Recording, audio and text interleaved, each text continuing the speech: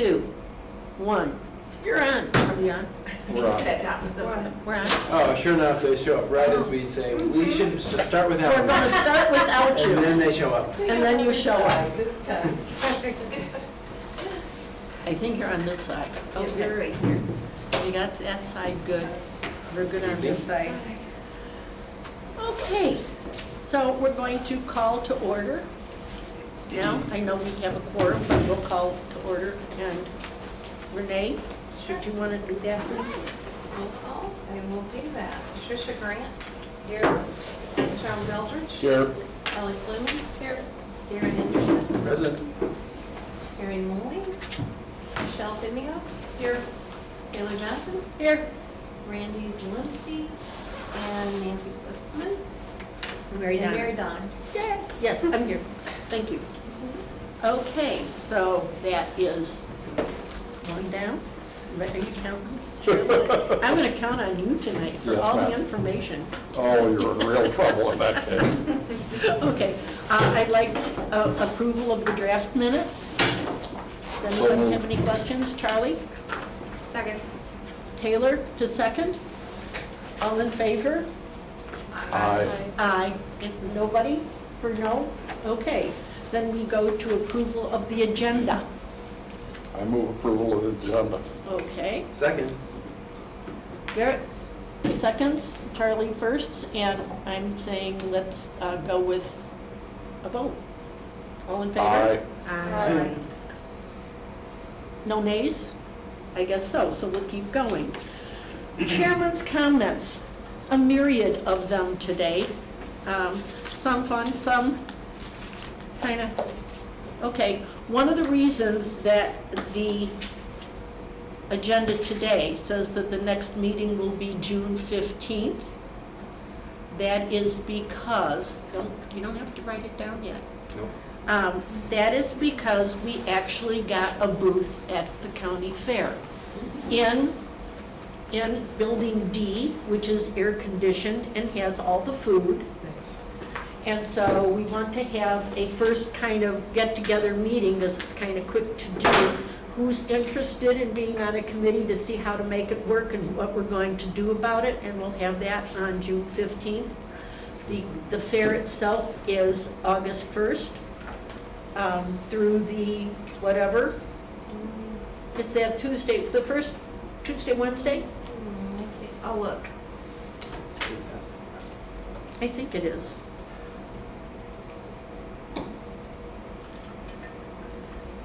At any rate, so that we can get stuff started and put together. Renee's already talked to the department heads to give them a heads up and to beg for people to be able to work this booth. And working the booth is not going to be difficult. It's going to be an as I see it, whether that's what ends up happening, I have no idea. But if we have an interactive booth so that we can have say for instance, we will have the map that showed all this stuff from last time with all the hatch marks and all the everything, but then we're going to have one for each and every one of those layers. So if somebody comes by and saying, hey, where do you live? What do you want to know? Okay, here's the Sarah map, and here's the this map, and here's the water map, so that you can pull those out and show them so that they can see in detail what kind of things they want to do, so that people get involved in it. We don't have any money, so we have to figure out how to do things in such a way that we can give away something without giving away anything big. No cars. It's no good swag. It's okay. Yes. So the next meeting, Is if we'll we discuss this, or? yes, Okay. that's what that meeting is for. The actual regular meeting will be the 29th of June, Okay. because we can't have it earlier than that. To have House Hill and Levine will have all of their stuff together. And the reason we're doing it that way is so that we have something of substance to bring to the fair from our RPC right now. And I'm hoping if you have something, or you know people from some area that we're working with. I saw a historical preservation banner there in the office. We can bring that in if somebody else has some kind of something that they want to show, because not everybody can get to be in the fair. We can put them there. We're taking care of a lot of stuff. Maybe Scott can bring a copy of his rap. So, so you have this big book and you say, oh, but we need to know about water. Well, here's this whole big book about it. If you really want one, you can come back to the county and get one, or it's available. So we're interacting with people. We aren't just going, hi, yeah, we're doing this. We want to be enthusiastic and have fun and wear crazy hats and, no. What's the date of that meeting? The 15th of June? And the fair is August 1st through 6th. There we go. Sorry. I thought it was early this year. And your department head said you would be partnering with us as well. Yay! Oh, you're contributing to the big bulk stuff, is that true? You have your own trailer, so you got out of partnering. Yeah, so that you can bring your stuff, and what I didn't bring tonight. We already have some things like on water resources, what you do with stormwater, what you can do just on one of those little twirly things. So that for brochures. And I want to call it a whirligig, but that's not what it is.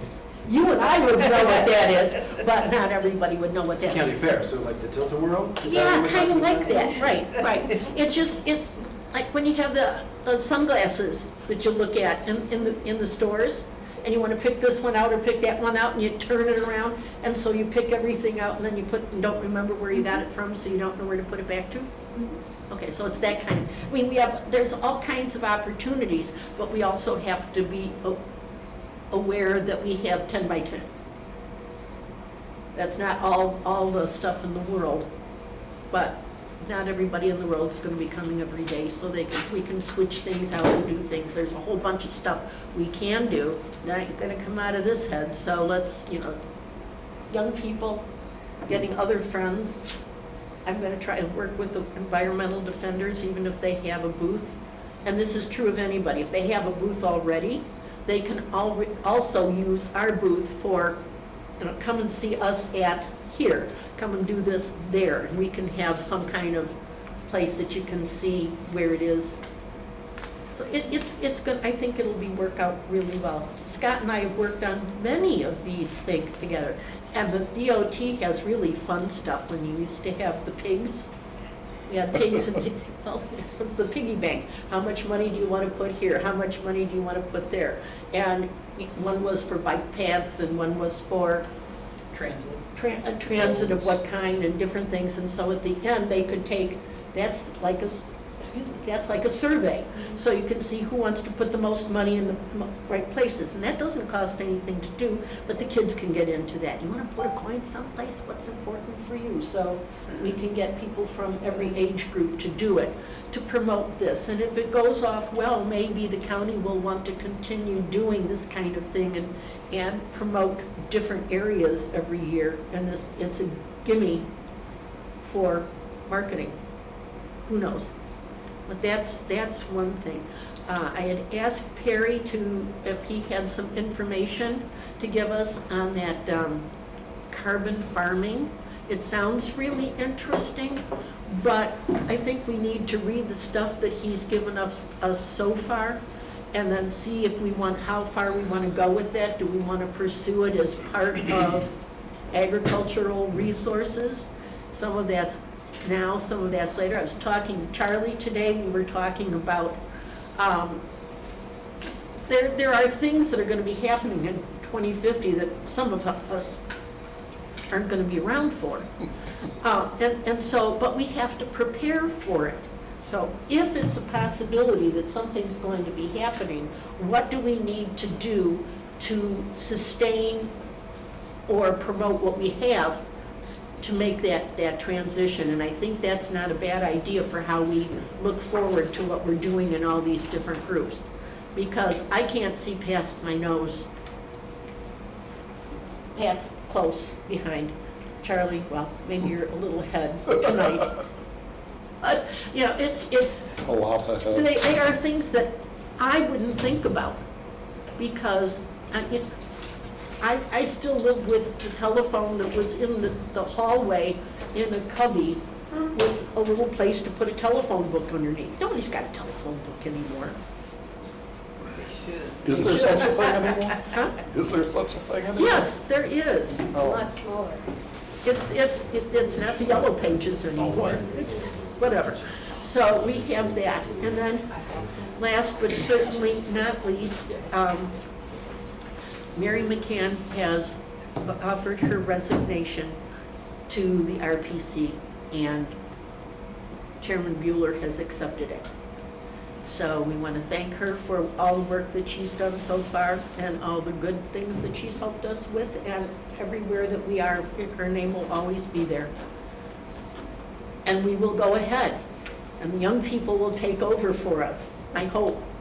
You got to do that. So thank you very much, Mary, and good luck.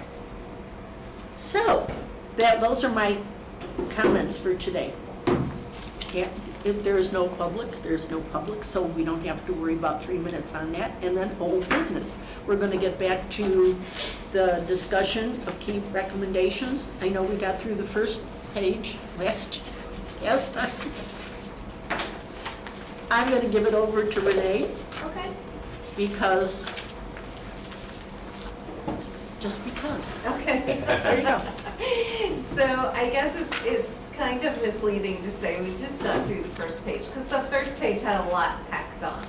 Yes. It's just that the rest of the pages are a little more spread out. So the first page is just to recap what we did last time. We basically just made it through discussion of the planning themes. So the way that the plan is outlined right now is we have chapters. Then we also have 3 planning themes that permeate every chapter, that get talked about during every chapter. Those were the issues that we talked about last time, and we figured out the terms and that sort of thing, and the consultant has all that information. So they're working on that, and then they're waiting for our comments on the outline for the chapters now that we'll get through tonight, hopefully. And we'll give them that feedback, and then we should be set on the outline of the plan.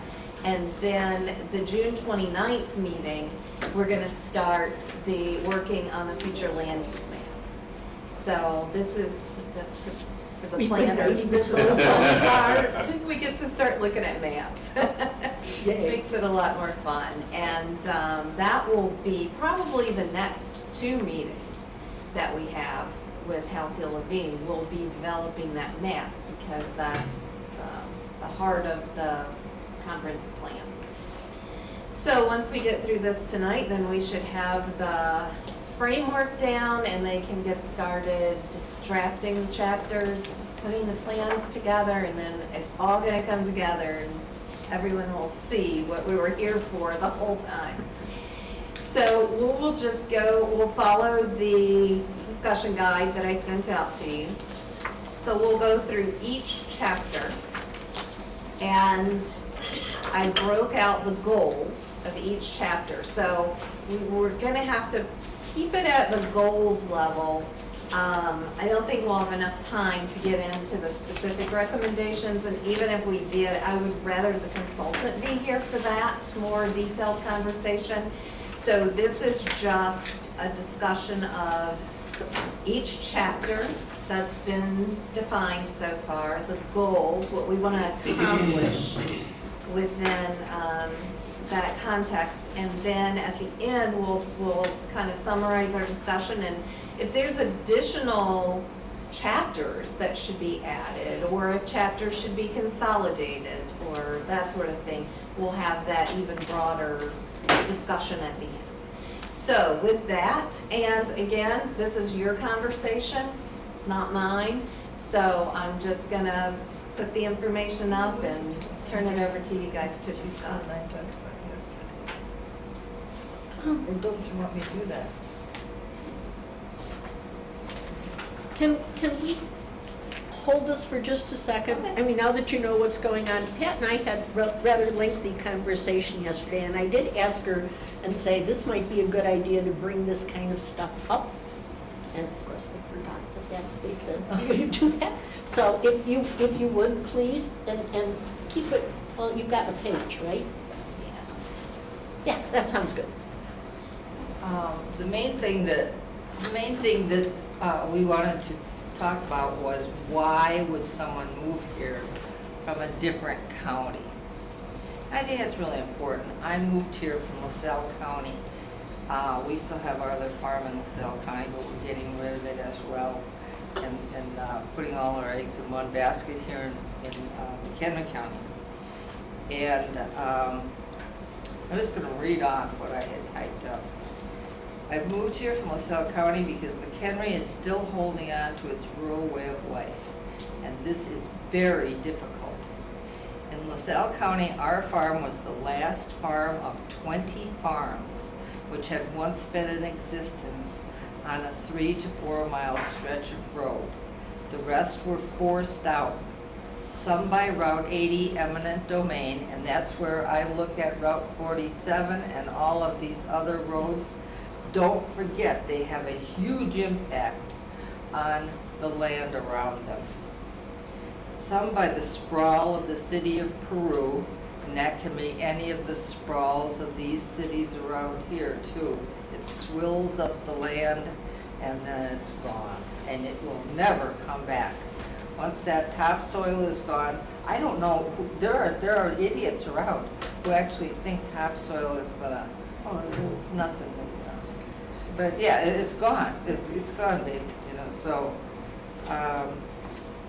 also, Peru approving and building air polluting, light polluting, noise polluting, water polluting, and frac sand trucking and moving operations 24/7.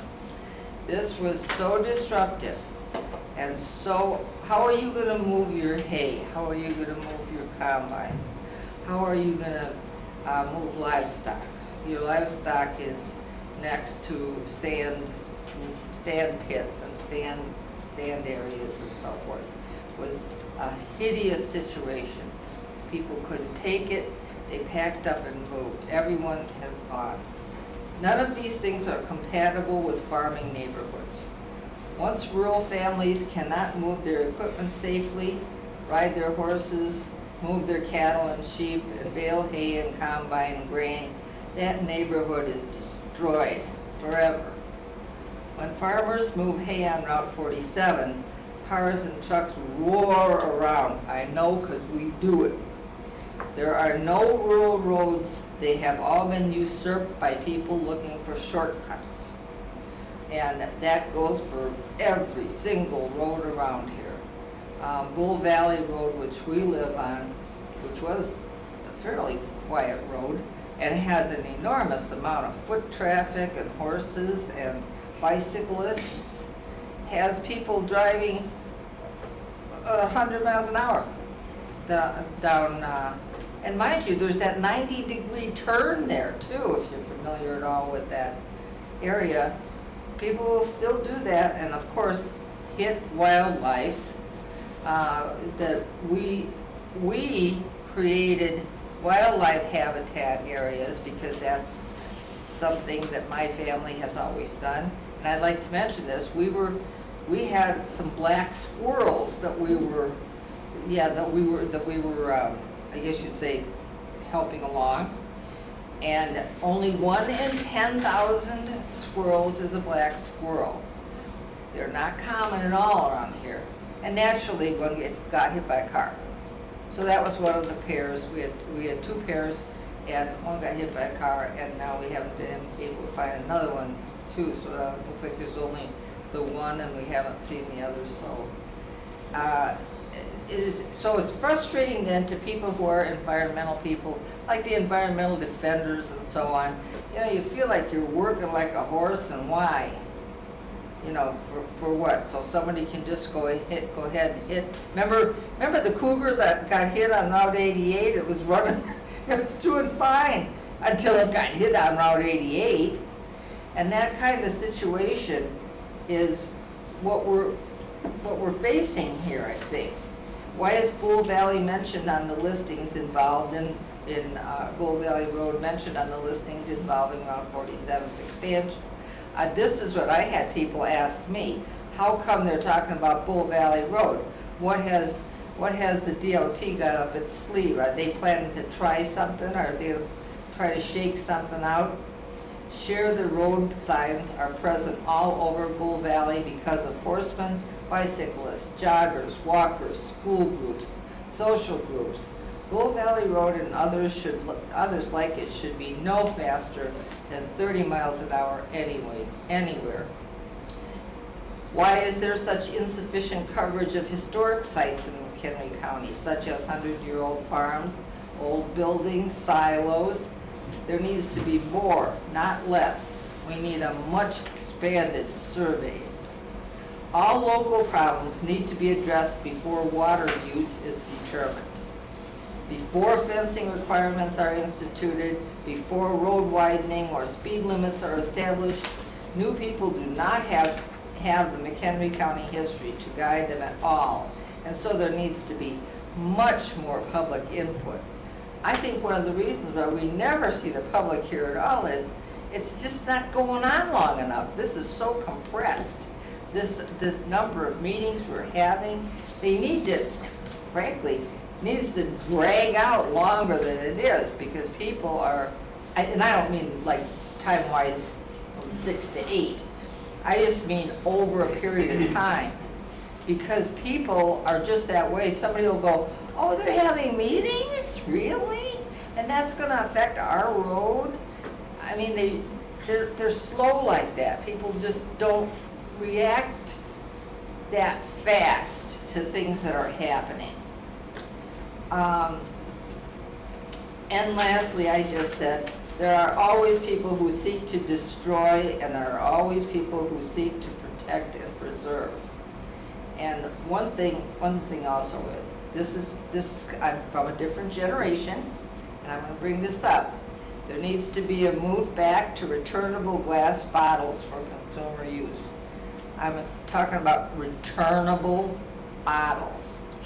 It wasn't that long ago, the 1980s, and I know some of you were alive in the 1980s. You know, They had something else in the bottles.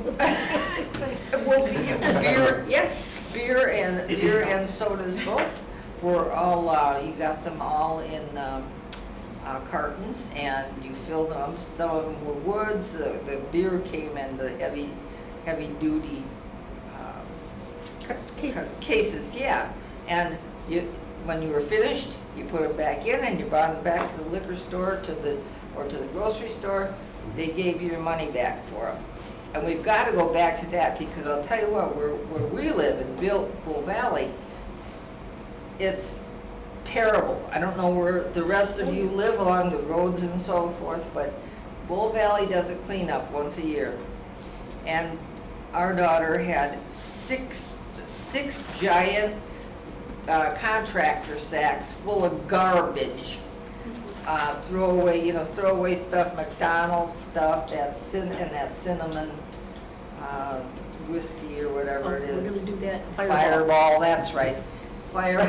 Fireball whiskey and those. I've done a lot of those cleanups and it's always Fireball. I wonder why. I don't know. It's cinnamon, they Yeah. can't taste the Yeah. booze, they just taste. I don't think I've ever been on a cleanup where we didn't find Fireball. It's It's always disgusting. one of those, yeah. The smell is terrible. Yeah, but just think about that though. That's not built into their plans. That's not built into McDonald's plans. It's not built into Panera's plans or anything. Well, what?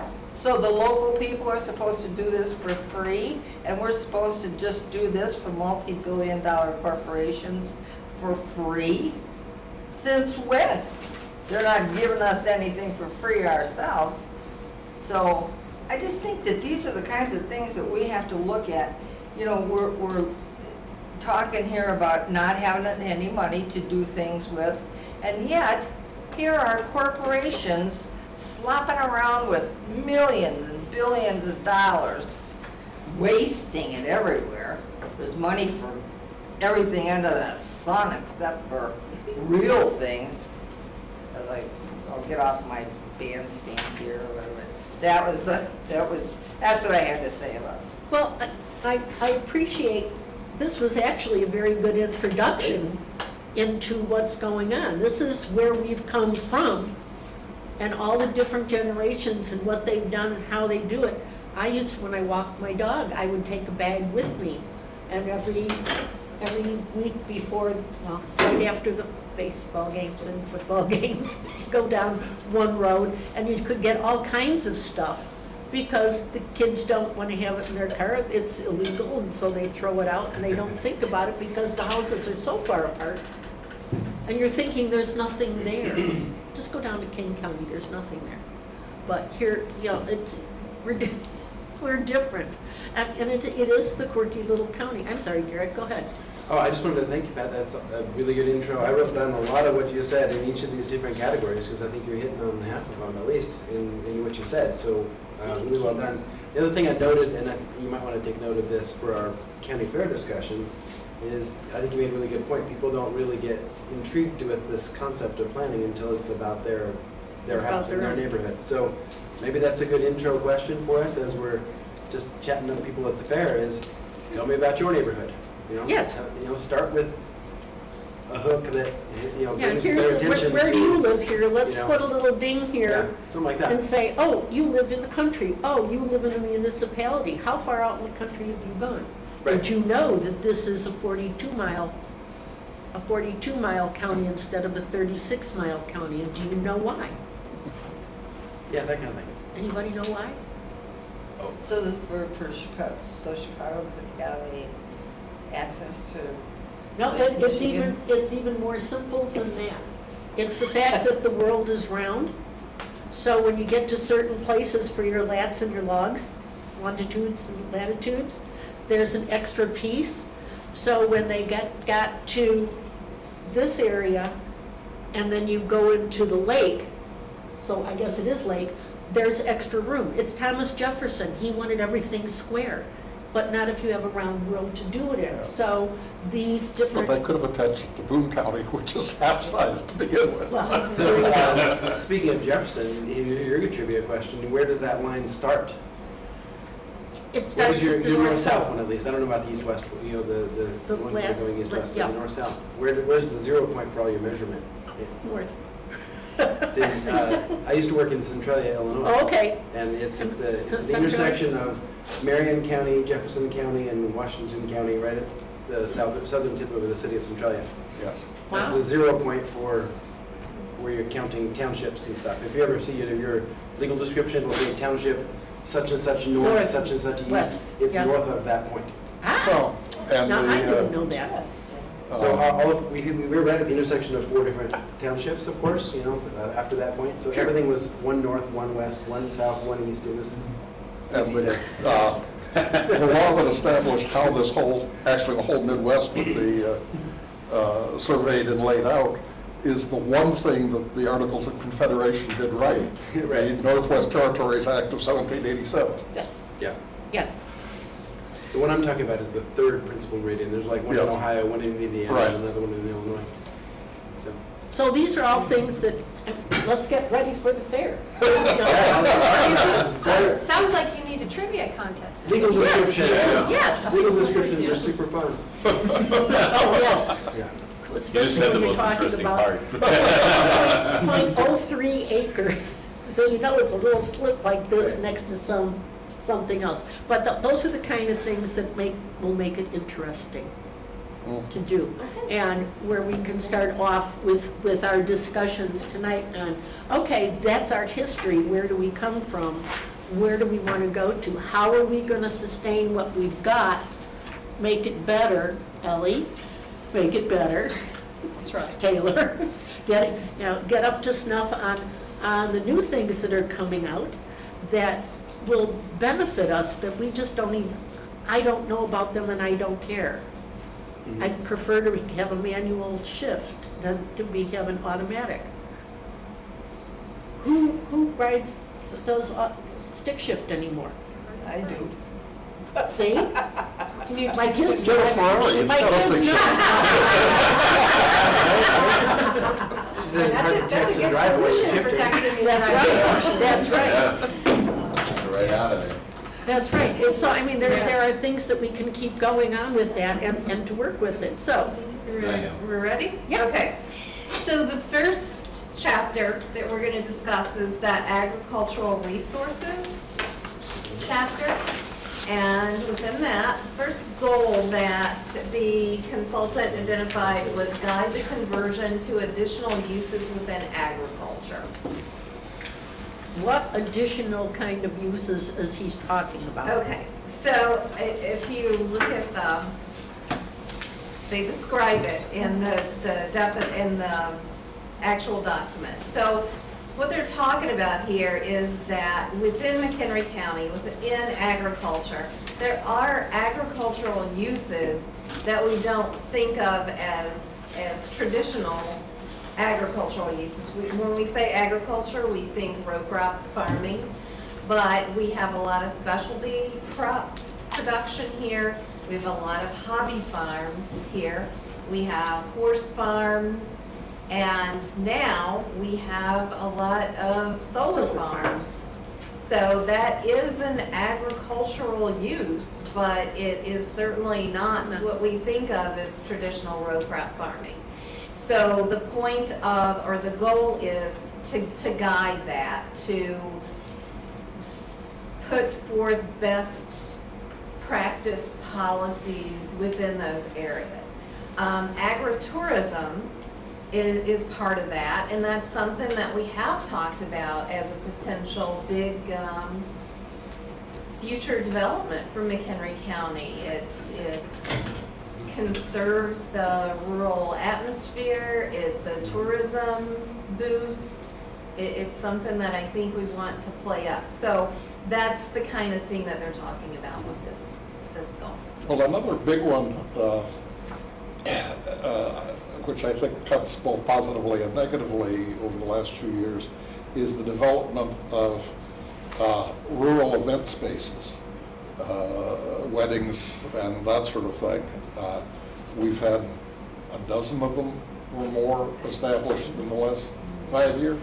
Yeah. And that in some ways preserves the look somewhat, but it brings a whole bunch of people periodically to those locations. And I think, as I said, I think that cuts both ways. I like tourism because typically tourists bring money and then leave without requiring a lot of services, but they do put a stress on the roads. And as Pat was talking about, a combine or a tractor better not be in their way because they'll run right over it. They tried, or go under it. And I also like agritourism because more so than traditional farming, it allows the rest of the county to engage with it in a way that they can derive a sense of pride and community and, from those activities. Well, and the larger agritourism venues have been expanding their reach rather considerably. Tulip Festival, Sunflower Festival, as well as the more traditional corn mazes and vegetables. That brings me to another thought. If there's other parts of the ag infrastructure or economy here that we want to highlight, then I think having festivals about it is a good way to do it. I mean, where I grew up in McCann County, we didn't have much else except corn, but that was our festival every year. Was Corn Fest. I mean, that was what we celebrated, and that was the way that the rest of the community was able to engage with that. Okay. So it sounds like we think this one's a worthy goal. All right. Oh, wait, I think I skipped one. Okay, now the next one's a little more controversial. They guide the conversion of non-farming uses of agricultural land. So we basically, they put some of the data from the existing conditions survey in here. We know that it's going to happen. So the point of this goal is it's going to happen. It's estimated that we'll probably lose at least 2% of our farmland before 2040 is a conservative estimate. So this goal is going to speak to how do we want that conversion to take place? We know it's going to happen, so what's the best way that that land gets converted? What are the most beneficial land uses that we could prioritize above others? Well, obviously, residential growth we want to encourage to be either infill or adjacent to municipalities. And I think if you look at what's there, there are some places that are pretty much gone. So you might as well let them continue to develop, whereas there are other areas where there still are large agricultural areas that you ought to try to prevent it. And in the county, well, in my view, sort of the eastern third of the county is pretty much suburbanized. The western 2/3 is still largely agricultural, and it ought to be encouraged to stay that way. There's a special case in Coral Township where we have a zillion estate zoned lots that are unbuilt, and I think that we can't prevent a lot of that farmland from going away, but I think converting land into other uses except in exceptional circumstances in the rest of the rural area ought to be something that is discouraged. How many, not a percentage, but how many acres does that convert to? 2%? Yes. Sorry. There's roughly 250,000 acres total in the county. I don't know how much of it's agricultural. They don't have that number here. I would have to go and look at our existing. That would be something that I would like to That's a make good sure that question. is in the document that says how many acres. Because you can tell me 2% of my backyard, and I could, oh, okay, and 2% of somebody else's, if I have 102 acres, It's in the existing conditions.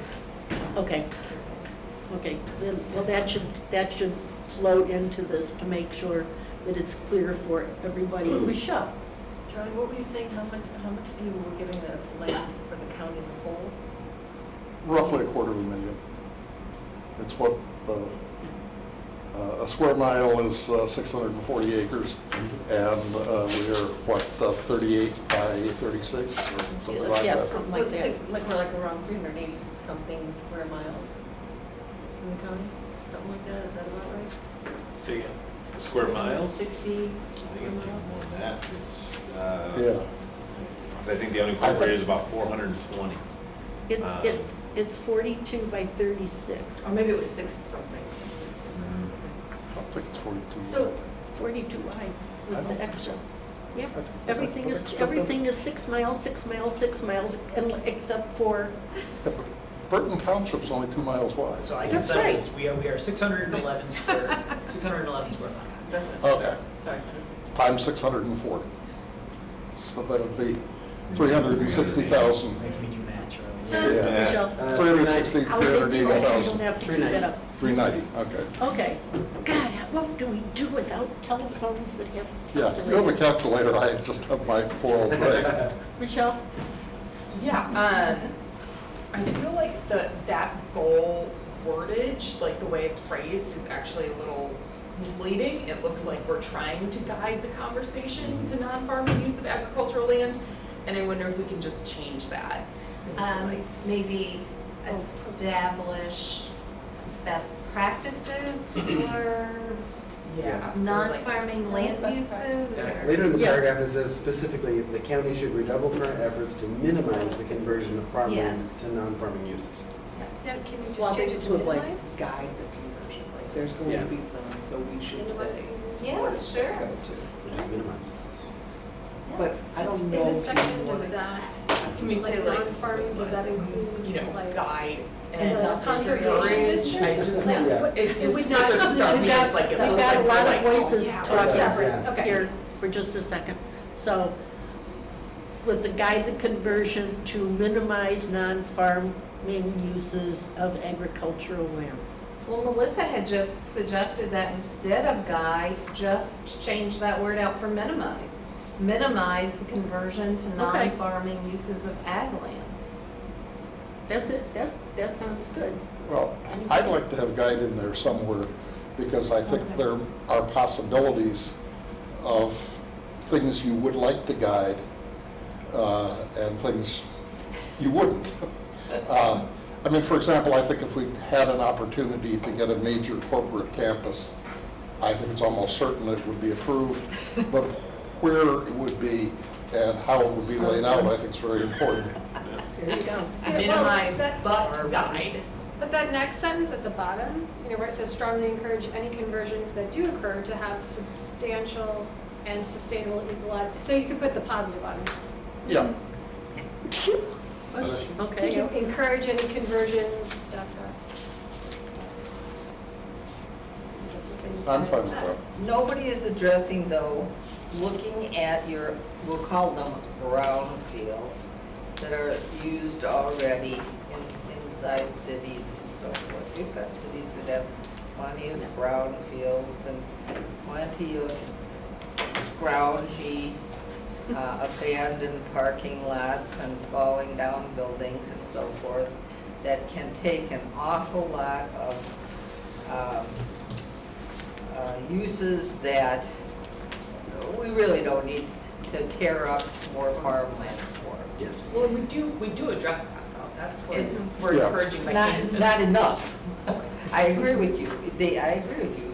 It is addressed, but nowhere near enough, because we were talking about Route 14 yesterday, and how Route 14 in Crystal Lake, I can see it, having been a planner and having worked for the Federal Energy Regulatory Commission for as many years as I did, I can see this a mile away, that Route 14 is on its way down. It's getting run down.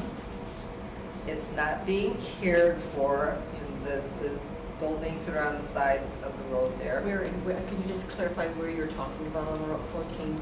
I'm sorry, because are you talking about in Crystal Lake or outside of Crystal Lake or? Well, where like where the Volkswagen dealership is there, and Like 176 over and beyond, or? No, it's with the gravel pit behind, Three Oaks. Oh, you mean there? Oh, Along yeah. Three Oaks. There's going to be Okay. development. I'm sorry, I just didn't know what you were Yeah. talking, and I yeah, couldn't think the picture there's where you a were. bunch of car. Yes, Okay. okay, Car sure. dealerships, and they're starting to tear them down, and they're starting to do, Crystal Lake has had a plan for a long time along that area to be, little, Oh, you, okay. in that particular area, so that you could get a place to stay, or a hotel or whatever, so you can look down at the Three Oaks, and it becomes part of that whole area. But that was a long time ago that they were talking about doing that. It's a long time coming. 2050, maybe. But I think what your point is that looking at the areas, there are places for development that some of these things could go to instead of using them more for. Absolutely. Okay. You look at the area, you look at the areas that are existing. That's why it's so important to have some sort of a file of what's available where, which I'd asked you about, oh my goodness, when we first started meeting and so forth. But that is really important. I just want to Yeah. re-emphasize it. Oh, and also the other thing is, just because something is small doesn't necessarily mean that it's non-farm. Because when you look at England, for example, they have their tiny little eensy front yards all developed in vegetables and things like that. That I think most people in America will look at and go like, what the heck, you got a vegetable garden here? Why don't you have grass? So why don't you have grass? Exactly. What We else can is put grass? chemicals on that. Anyway, so they do that, and also around here, in case you haven't noticed, there are an awful lot of people who are selling things at the farmer's market who have really quite tiny acreages. I'm surprised. And they are selling here at the farmer's markets, doing very well, and trying to increase their business and so forth. And so just because something is small doesn't mean it can't be ag or can't be used as ag. So I don't want to get too technical on that either. Ellie? Well, right, and the last goal recognizes that. When we talk about guide the conversion to additional uses within ag, and instead of the traditional idea of what ag is being row crop production, but our specialty growers would fall into that category. Ellie? Yes. So speaking of like infill development and stuff, still having the word guiding because I think I agree that we have a lot of room for infill and there should be some guidance because those apartments going up in Crystal Lake that everybody was really excited about because we need more apartments are luxury apartments, and that's kind of not cool to say it in a very professional way. Because like that was a really good use of infill land that had been empty forever, but those apartments are like $2,000 minimum a month. So that's not expanding the use for, young people to move in and stuff like that. So I think the word guide is still really important, especially with infill. You can't just say infill, it should be the right kind of infill. And again, we have to remember that if it's within a municipality, we have very little That's true.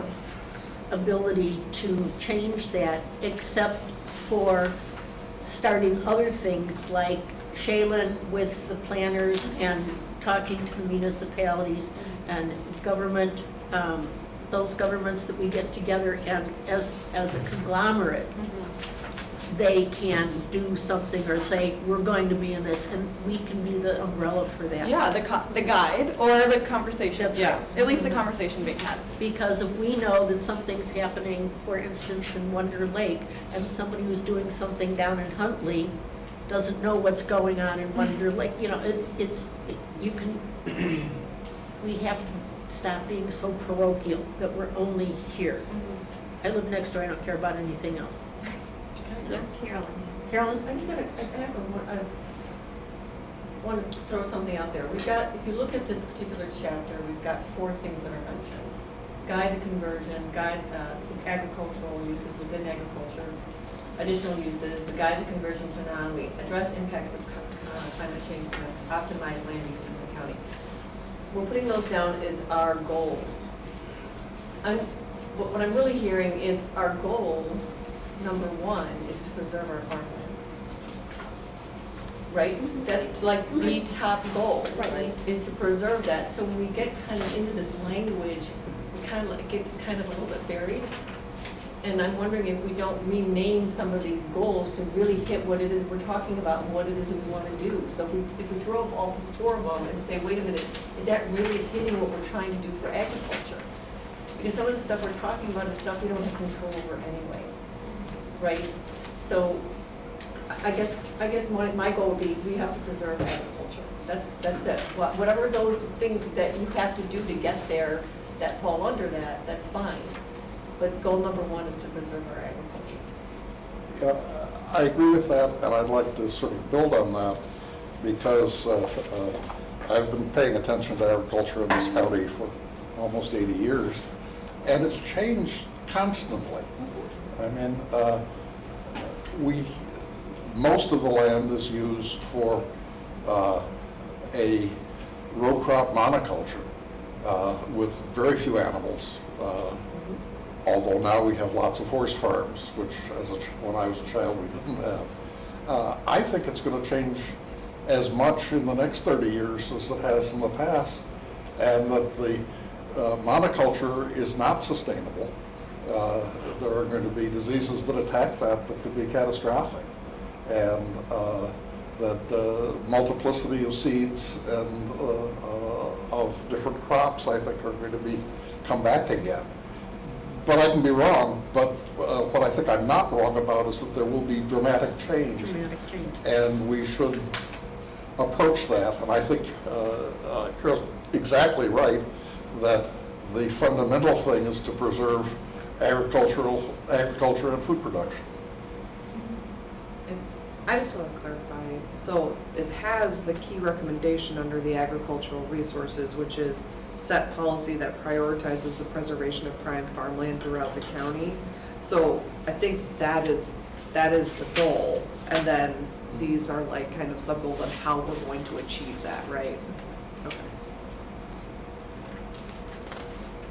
And one of the things that probably we should be looking at is other areas around the country that are using, not monoculture, but they are accepting some of the changes already to improve what we've got.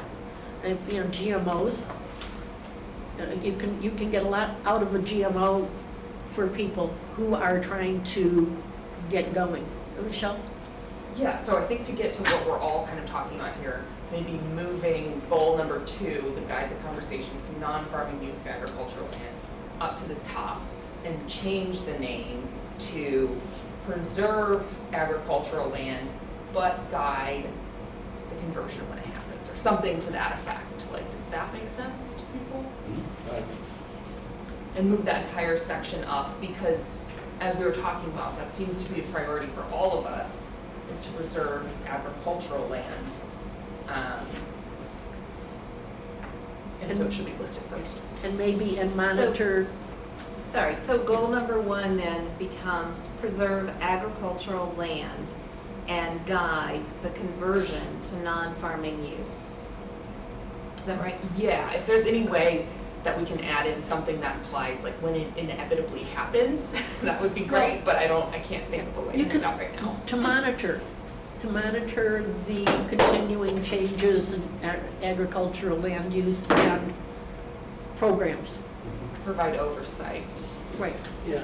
So then are we Maybe not? something a little less strong than guide, maybe provide oversight or offer guidance or something like that, because guide seems to infer that we're pushing it along. Like holding Yeah. the hand and bringing Yeah. it out. Yeah. Well, so in terms of what can we do as a county, right? Is there there's the ways that we can do the sort of zoning, right? Right. I mean, there are things that we can do for our land within the county. I mean, to me, that almost seems like the first thing is what can we do as a county to preserve what's already under county control? And maybe that's through the use of zoning and other tools that we have in our toolbox, and that's what that part of that section is. And then the next section is helping to guide that conversion where we don't have that necessarily that control. And what are some incentives or, maybe putting some good practices in place to help guide communities as they convert their land from agricultural to non-agricultural. And separate that out, make that first part really truly about what can we do. I mean, there are ways to do, some of the things we haven't talked about are like the farmland trust options where, where they put money aside to purchase land to make sure that it can't get converted going forward. I mean, there's tools that we can do that are separate from that. So I think you're right, it's still part of what we're doing, but it's kind of.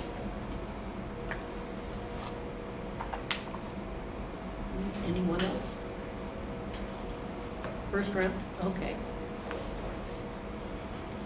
Maybe I'm just confused because so I'm looking at the goals and recommendations discussion guide that was sent out. Okay.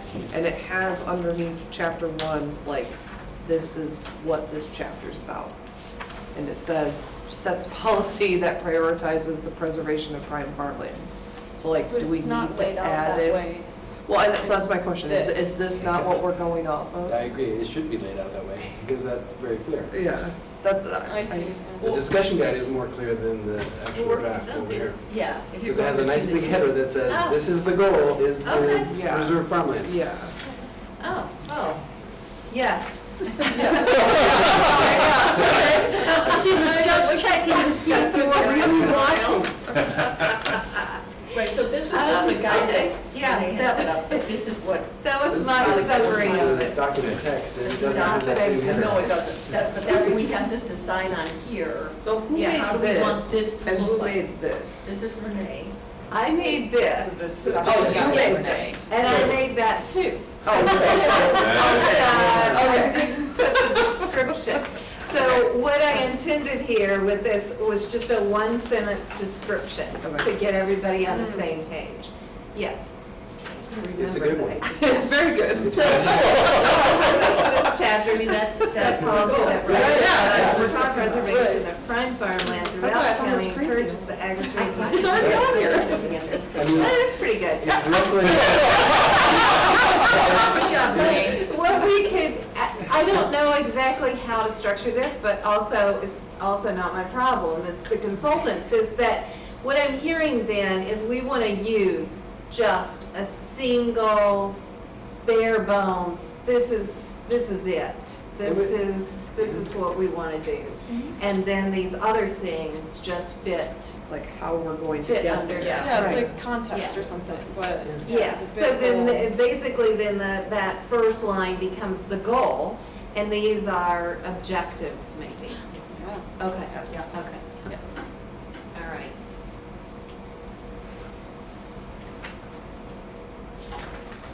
Okay.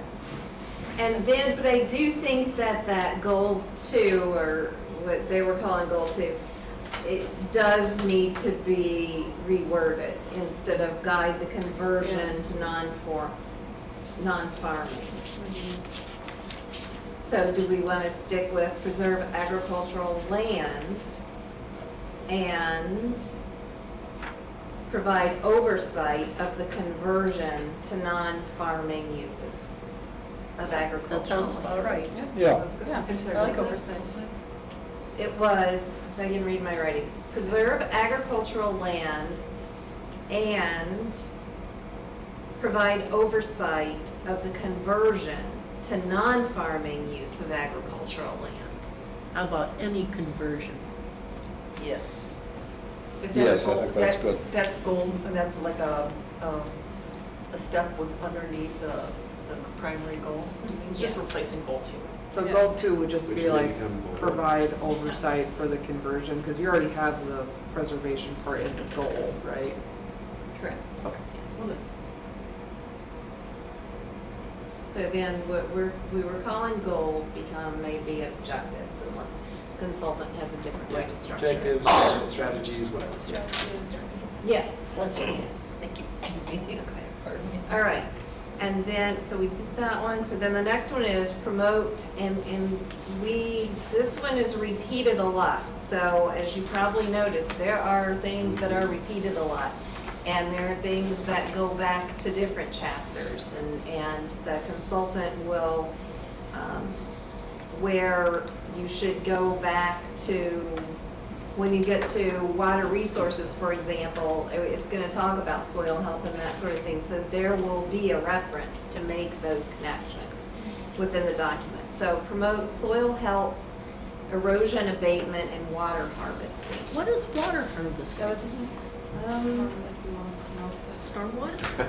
I mean, yeah, I'm pretty sure that's what it means, of like water harvesting, Yes. Before it goes But- into the ground and gets lost. Bali, But all those for things. not everybody interprets it that way, That's water so it might want to be rephrased. That's water harvesting. It's got a tremendous problem. dangerous. Michigan. Oh, yes. Swales? Yeah. Ellie, what were you saying? I was just saying, not everybody who doesn't know about water harvesting wouldn't necessarily interpret it that way. Like promote water harvesting might sound negative to people who aren't aware of what water harvesting is. So do we explain it? I don't have it like pulled up in here, but like we should provide some context to that or not leave it just like that. Can we change the? Something has to be changed because your average person who's reading it isn't going to know. Yes. Right. yes, don't I know. think that's right. It Is it sounds necessary? scary. It does, but it's not. It's a good thing. Mountain springs or whatever kind of water products not in that the you actual- take out of the ground to harvest that to do something? Or is it a way that we get water all in one We place? should just not treat water as a waste product. Like that's like, I don't know how we would phrase it like that. Recapture. But like, yeah, capture or recycle, reuse, I don't know, some other Could more we positive. Could we just change it, and Water change it to water management? conservation? Oh, yeah, water that's fine. conservation, that's And great. just- Yeah, I don't know where harvesting came It's, from. it's doesn't sound good to the That's general not mine. public, I think. We make Is that it clear. negative? Then it's not mine. Well, I wasn't meaning it. So we'll just change harvesting to conservation, because I think Yes. that gets to what they're talking Yeah, about, I because think they're so. talking about farming with swales and Yeah, that sort of that thing. makes sense. Wait a minute, the farming as well, what are you talking about? It's like ways of farming where you build swales and you control the water, so you Oh, have to do less swales, I thought you water. said wells. It's my Oh, never accent. mind. Oh. Some words don't translate from Southern to Midwestern. All right, so we all think that that's a good thing. We want that one, and then address the impacts of climate change. That's a pretty big title, so. I just don't know what that means in this context.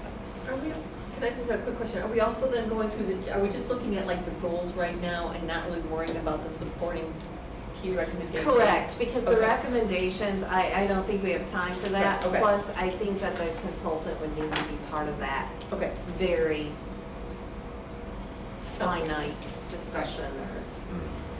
So, what it appears to me that they're trying to get to here is that climate change is gonna affect agricultural enterprises and production as much as anything else, maybe even more. We're already being affected because our rainfall has changed. So that's kind of what this gets to. So maybe, it's more appropriate to tie it to the effect it has on our agricultural land uses. Ellie? I just also feel like there should be another word in there, like address and combat the impacts of climate change, or address and prepare for the impacts of climate change. Like just addressing them seems like, okay, and now what? Like they're addressed. Address and do something, prepare, combat. I don't know, those are just the words I thought of, but something.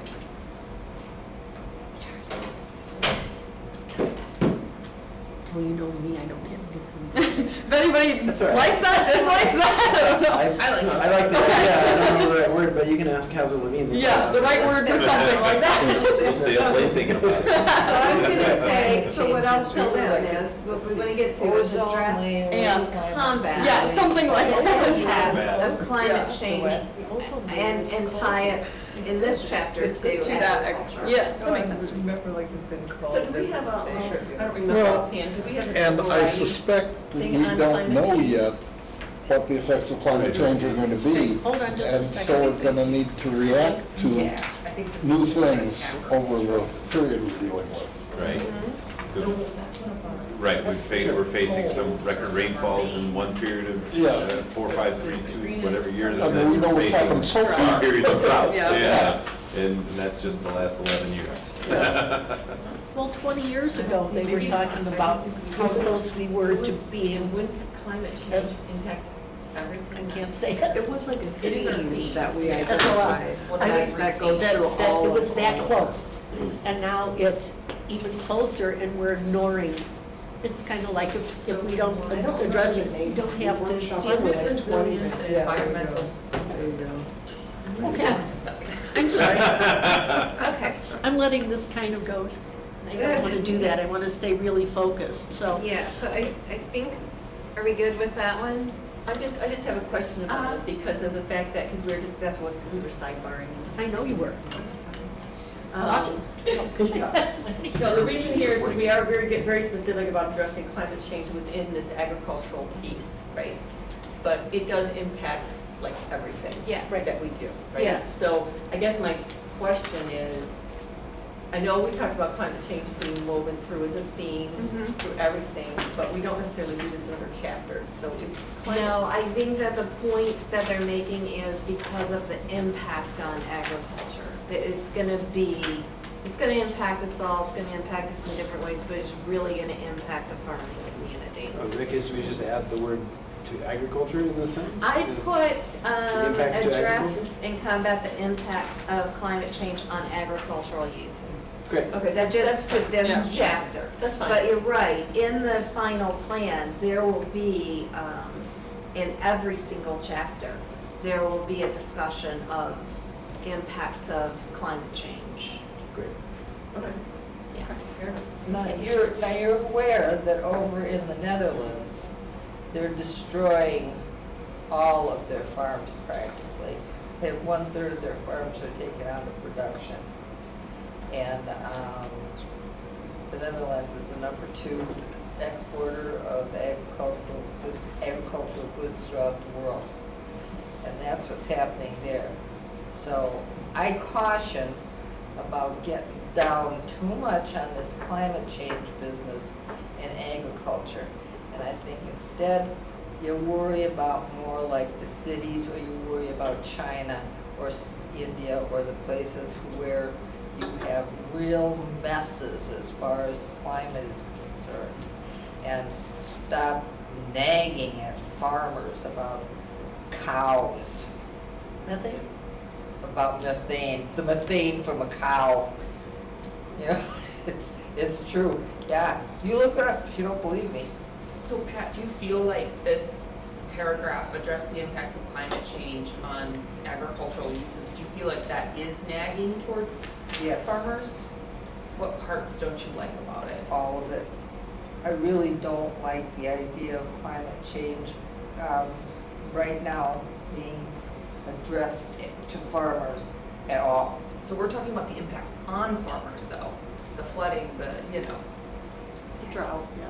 the freezes, the, Unpredictable weather. and so Yeah, I think that's- what can we do to support farmers while climate change is impacting them is really. Well, there's money for everybody else, but there's never any money, I'll tell you what, there's never any money for farmers when we've gotten flooded out, or when we've had the roofs blown off of our barns during hurricanes or during tornadoes or anything like that.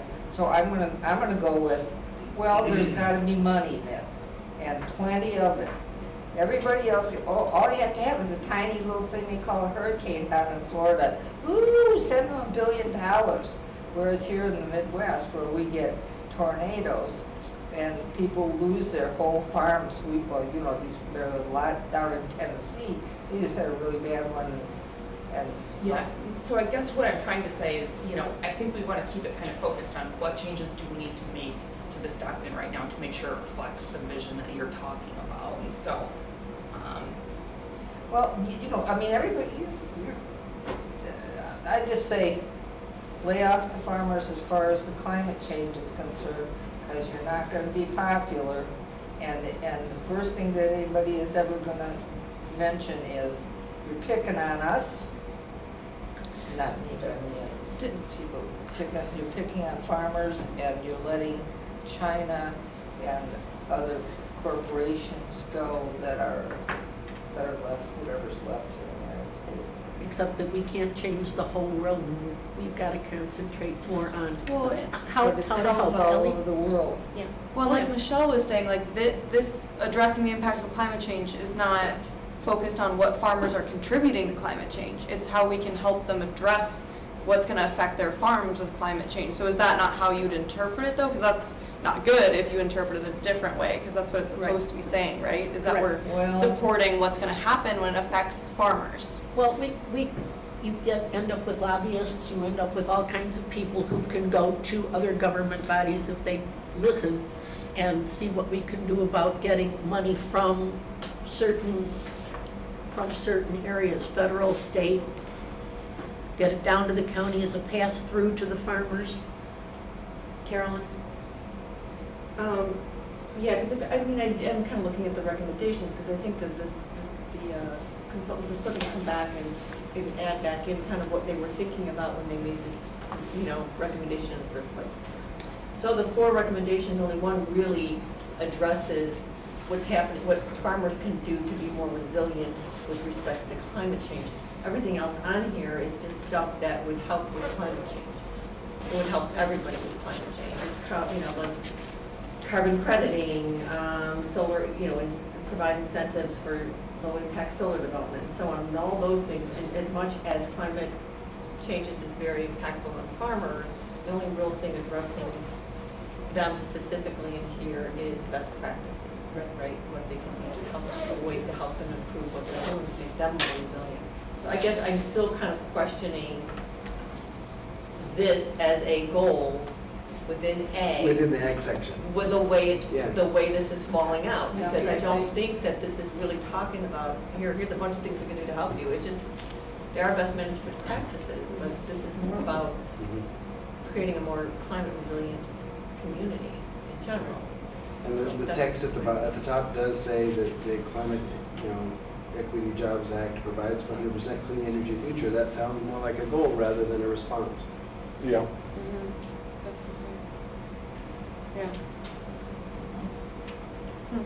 Yeah. Yeah. I think we have an overwhelming yep to this. Okay, so what's the consensus then? What do we want to do with this one? That paragraph really doesn't belong. Get rid of it. Ag is not what people are saying. Or at least we should be saying something I very like what you different. did with retitling it, where we're talking about the effects of climate change on agriculture. Yes, that, And asking the consultants to come back with some but there's recommendations. Yeah. portions of address this it more. that might want to Yeah. move to a different section because they don't seem to be ag related. That's what Okay. Yeah, that makes sense. And I know that Perry has done a lot of work researching carbon crediting and Right. carbon farming and that sort of thing with the agricultural community in a way that maybe we could support that for farmers. So would that fit into this category? Perhaps. I'll leave it up to everybody else. I would think so. I would think that we would want to be talking about it at some point, but until we hear something more, it's just kind of an out there Yeah. thing, so. Well, if we It's want, on that's a what side we need, burner. that's the kind of information we need to give the consultant, though. If we want to know more, then it's their job to tell us more. So is that something that we want to explore? Well, I think we would like to know more about About things that our policies could do to make farming better, safer, more sustainable with the climate change that's going to happen. Well, and actually, isn't it just about making them more sustainable in general? I mean, because when you talk about best management practices, we get to talking about, rotation of crops and no-till, farming and, making sure you diversify your crops. If you think about the dust storm that happened on, 47, south of, Yeah. 55. it was 55. Yeah, I was 10 miles away from it. Oh, wow. I mean, but soil health, and so, when you do something like carbon crediting for agriculture, that's like a tool to make them more, not just resilient to climate change, but just making them more profitable, giving them tools to make sure that they can stay in it, they stay profitable, so that we protect them in that way by being more profitable and being able to stay in business, being able to do something. So is that, carbon crediting, best practices, they may or may not be related to climate change. It's more about how can we make them, help them, give them the tools they need to be So it would still be under agricultural resources, but not necessarily addressing the impacts of climate change when you're talking about that. right, so that's something we can still be working on as we plan. Yeah, but it is next part of year. sustainability. Right.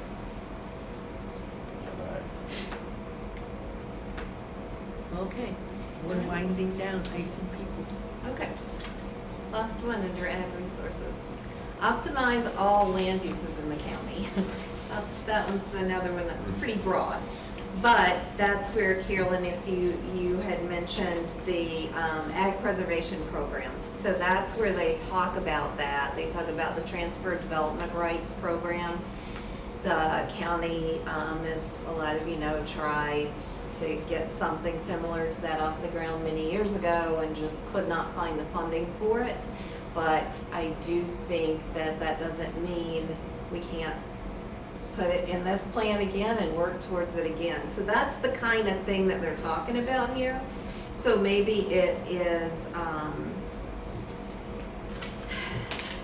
by saying optimizing all land uses, what I think that they really mean is providing goals and policies that make land uses the most compatible with ag preservation or with other ag uses?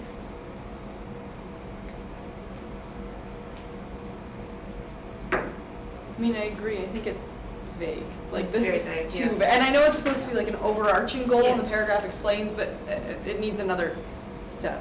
Okay. It needs other explanations, because you tell me how to optimize all land uses in the county for ag. But is that what it's really saying? But is that what it's Well, really saying? I don't know what I it's don't really think saying. it's That's, I don't know from that. Yeah, I can't Right. tell. There's another chapter in here about land use. It's- Yep, Right. Right. maybe that's where it should I don't know. just stay, is under land But, uses. but they, feel like and, that and there's they specific need, but we need to keep Yeah. those recommendations Yes. for the farmland So preservation. just make it programs more and stuff, specific so. about ag, maybe. Like, yeah, like what you were saying, compatible with ag or something like But that. this, maybe this combines with what we were talking about on those two things about best practices and facilitate carbon crediting that you would have for agricultural land. That is, Is it just substituting agricultural instead of all? Is it optimizing agricultural land uses? I mean, that makes sense. Feels closer. Yeah, does, it's yeah. less vague Yeah. than that. I mean, because you're right, these recommendations are about optimizing the land and finding ways Okay. to. Yeah, I don't have a problem. but you want it to be just for the ag land, so if you do that, then the recommendations, some of these recommendations don't really actually apply. I don't think they're bad ideas just because the title says ag land. I mean, just. But They those would fall are, another chapter. those things are gonna be repeated in the Right. land Yeah, use. it'll be repeated. I mean, a lot of these are But- trying to conserve and preserve ag land, Right. right? So like, could that like merge into that other monster title that we created? What about prioritize and optimize agricultural land uses in the county, or, I don't know. I mean, optimized to me, Pat, feels like somebody coming in with a clipboard and saying, do this, you know, like, I feel weird about that, so. What we're trying, like, what I feel like a lot of the recommendations are getting at is supporting, Yeah, I don't know what Agriculture. optimized means. I think the first three support ag and the other Every two square are inch. for other Every chapters. square inch, yeah. Okay. Well, just look, I mean, because they're embrace clean energy future, that's gonna be like, I mean, if we could combine those three with the carbon crediting and the best practices, and that's about how do we like to help them, maybe, I don't know. Yeah. That energy demand and density. Maybe that whole thing should just be replaced with something more along the lines of, this one recommendation, which is exploring a program to transfer development rights to preserve farmland and expanding the funding for conservation easements and protection of farmland. Yeah, and I'm in favor of all those things, but for the last 50 years, people have put them in plans and never funded them. And I think that without massive funding, it's not going to mean much. But you don't give it up just because you have I'm a not pretty saying, good idea that it's not I'm gonna not happen. saying give it up, but it's just been around an awfully That's a long good point. time Yeah, without that- getting that- anywhere. Yeah, is it realistic if it hasn't been? And Well, I think that's why they hit the TNR thing hard, because that doesn't cost the county any money, really. yeah, The what? The transfer development rights. Okay, okay. Just to let you guys know. I know. It's just 7:30 already. This is An hour and a half on the first goal. Yes, right? Okay, so. So we're gonna breeze through the rest of it. No. yeah, we'll do the rest of them. I don't think anybody's comfortable with this one, so No. what do we want to, what's the direction we want to give them? Rewrite it better. I think Carol had a good say idea. I that. think the first three are really on point with land use and agricultural, but the last two might be in some sort of other sustainability section somewhere. So we'll just tell them to rewrite. Would you have the the other goals are, well, prioritize farmland.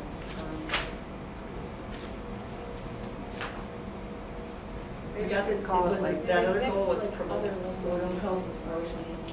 I mean, in the recommendations, Yeah. if they tease You some of that. you could just call it like identify strategies for optimal land uses in the county or something. Perfect. Or identify, That last one, we have a whole section for housing and neighborhoods, that's probably going there. strategies for ag preservation. Yeah, that's good. Or ag land use in the county or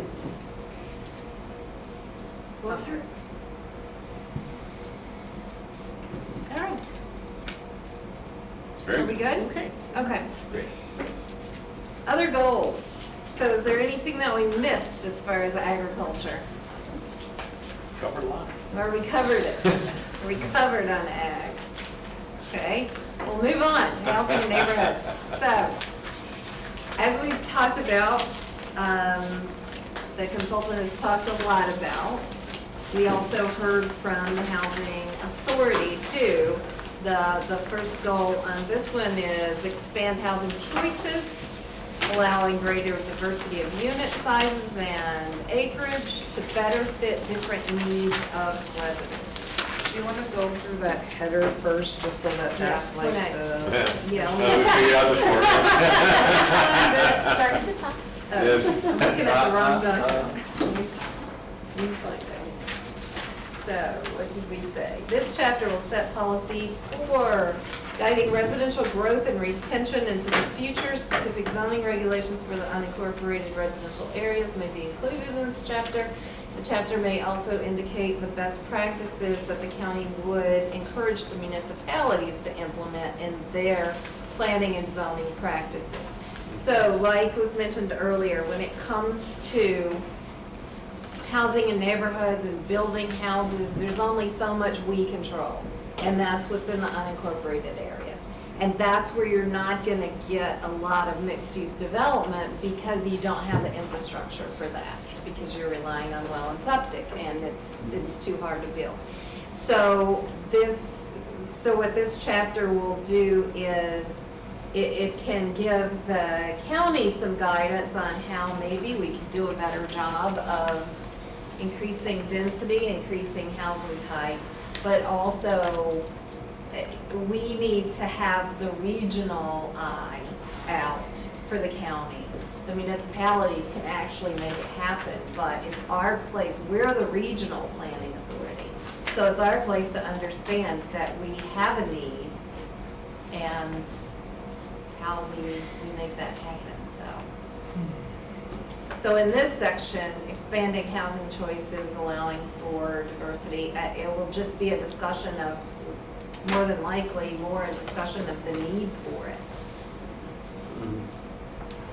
And the changing trends too. When the 2030 plan was written, I guess it was still about people wanting to move out here to have their 5 acres of manicure lawn. And people don't want that anymore. So that's a big change as well, so. And then, encourage growth in strategic locations to meeting housing demand while minimizing impacts to premature development of farmland and green infrastructure. So again, we're going back to some of what we just talked about with ag land use preservation and conservation. So again, this is another one that the county doesn't, like, we can't pass an ordinance that says you have to, Woodstock, you have to build to this density in your municipality, but we can certainly set goals and standards for our trying to coordinate that and make people understand it. Well, I think something we could do, but I don't think we actually, what? I was talking too much, thank you. That I think we could do, where we have dense, old, unincorporated subdivisions, I think that we should allow the small sizes that are available, the small lots, if it is compatible with that particular neighborhood. And I think that we don't in a lot of ways. I think we could adjust the UDO to do that. And that's another And we should thing, encourage municipalities to do the same thing. correct, and that's another thing that we'll get to with, one of the reasons historic preservation is added as a chapter is for that reason, to like point out, we have these little, some people like to call them rural hamlets, I think they call them rural crossroads in this plan, but we have these little places. We have Alden and we have Ridgefield, we have these little Heartland. places. Heartland, yes. So why shouldn't we, as a county government, say, you can do denser development and do it here Yeah. around these already established little nodes and commercial development instead of doing a stripped down unincorporated 47, you know, bring it more into these little, more fully developed, these historic nodes, and it's a way of funding historic preservation of those areas too, so. And I think that we have an enormous number of unbuilt, approved lots in the county, and we should aggressively discourage new ones. Yes. Unless they're all The in the low flood. density, Unless they're all- there's plenty all- of the low density stuff out there that you could go build on today. All But, of Coral Township. but sometimes decisions are made contrary to the best advice Yes. and adding new ones. And there's nothing we can do about that, but. Well, if you anybody have a can apply policy- for anything they want to do, and we must listen to their petition. So That's right. if I may, I really like the idea of the second goal of, focusing on some of those little crossroads communities, like, Alden or Heartland or Uh-huh. Ridgefield or whatever it is, because, we may not have water and sewer infrastructure Sure. in some of those places, but at least we already have Not street a problem. infrastructure and it's already got a, Sure. Mhm, and it's already built path to get there, at a certain density as well. I wonder, something that occurred to me when I was reviewing this is just, I wonder how recently has it been that one of those little places actually incorporated as a town? And do we have any guidance in this plan for how that process would work, or whether we would encourage or discourage I that? think Ringwood was the last one. What's that? Ringwood and, Ringwood? Yeah. and the municipality of Wonder Lake were the two most recent ones, and that's 25 years ago? Yeah, the other Oh, ones that were longer. cited, yeah, it's probably longer. Yeah, The other ones that are that's- cited are kind of, they're islands. Yeah, I don't know if that's something that should be described here. I mean, Ridgefield, for example, is right in between Crystal Lake and Woodstock, but it Mhm. could be its own town if it woods long enough for For trains. us to not get Trains to swallowed come up by by. wind or us, So, It's got the railroad. yeah, Yeah. it could have a cute little downtown, so. Yeah, can I ask you a question about, I think they might have one of the few feed and grain operations in the entire county as well. Yeah. Um, In Yeah, Ridgefield. same. Yeah, Ridgefield and Chemung, and Well, it's not there's city And not that's It's really, one. you know, belong. when Belong, you're right, looking yeah. at, when you're looking at ag and livestock and stuff, Mhm. that's one of the first things that goes, and now what? Now Right. you don't have any place where you can have anything custom done. So that's not a bad idea, Mhm. for that particular area. Yeah. So I'm just curious if there's already a process in place somewhere else, or if this is the right place to talk about that, or not necessarily as a goal, but just to describe the process or something. If we're encouraging That's a state extra, process. outside of the municipality Yeah, growth in it these is places. beyond the UDO. Right. It's, If someone wants to Okay. incorporate, I seriously doubt they even have to tell us. You just need signatures, I think.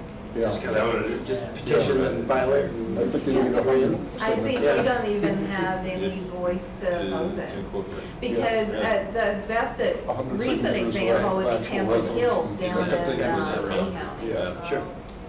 Yeah. It's interesting. Ellie? Okay, I know I've had a very long day, but I've read this like 3 times and I'm still confused as what they're referring to about green infrastructure. Are we minimizing green infrastructure? Are we encouraging green infrastructure? The premature development of green infrastructure.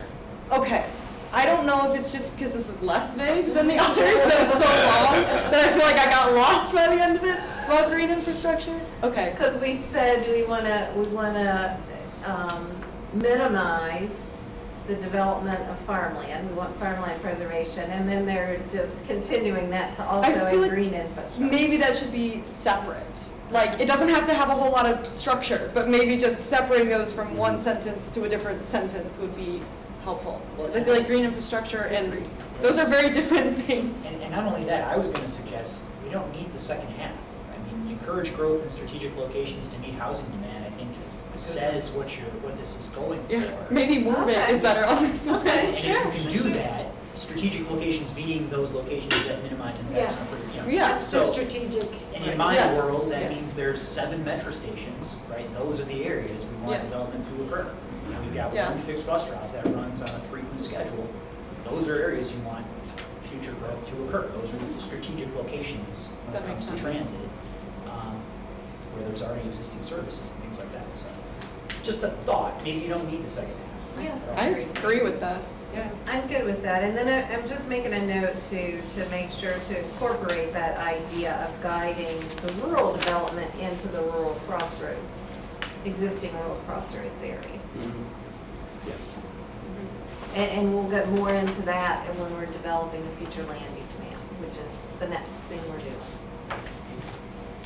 And then the last one was supporting the creation of a 15-minute neighborhood. So again, that is not,